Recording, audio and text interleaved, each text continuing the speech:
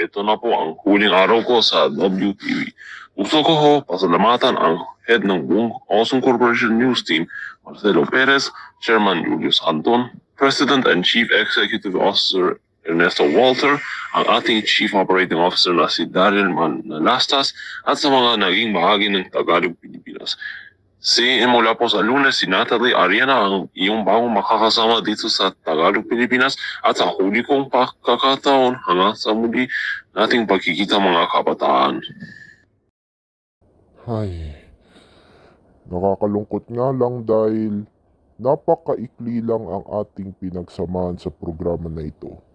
At yun ay hindi ko makakalimutan ang masasaya nating alaala at pagmamahal namin sa iyo. Ang masasabi ko lang ay good luck sa mga susunod na relasyon mo sa buhay at lagi kaming nandito.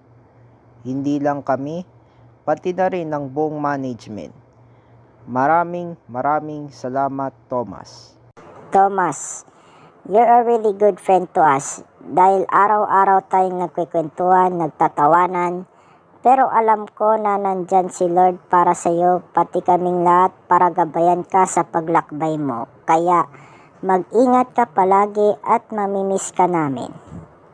Maraming salamat sa inyo, at kahit gaano kahikli lang ating makakaibigan, napakasakit na mawala ako sa air, pero pipilitin ko na mapunan ang mga iniwan nating alaala. Kaya salamat sa inyong lahat.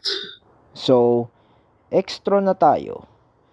At yan ang mga balitang iatid namin sa inyo sa buong Pilipinas. Ako po si John Dave Timbal.